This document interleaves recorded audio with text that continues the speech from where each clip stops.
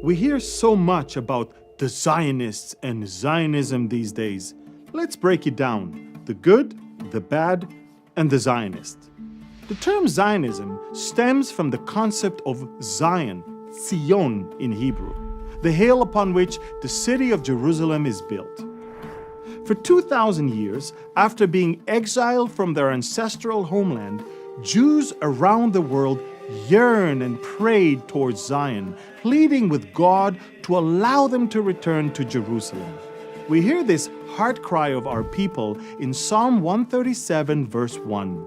By the rivers of Babylon, we sat and wept when we remembered Zion. How truly prophetic those words are. The Zionist movement initiated the realization of the long-awaited dream to re-establish a Jewish homeland in the land of Israel.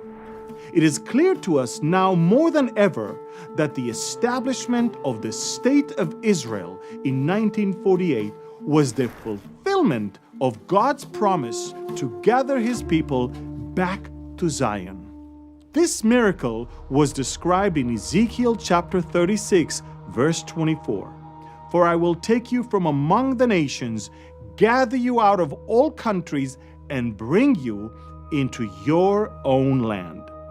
However, opponents of the biblical vision of the Jewish return have often used the term the Zionist entity to deny the rights and historical connection of the Jewish people to the land.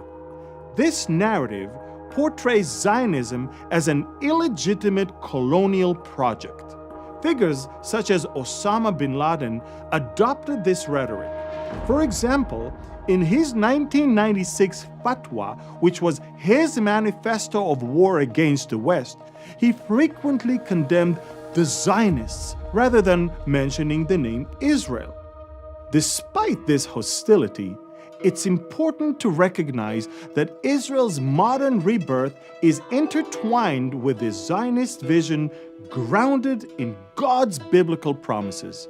And Israel's blessing is directly connected to God's blessing to the world.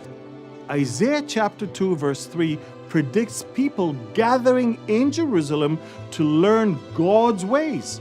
For out of Zion shall go forth the law, and the word of the Lord from Jerusalem. Believing in Israel's right to the land means embracing Zionism, a movement that is not just political, but spiritual. If you stand with God's biblical promises for Israel, congratulations, you are a Zionist. And remember, Zionism isn't just a good thing, it's a God thing.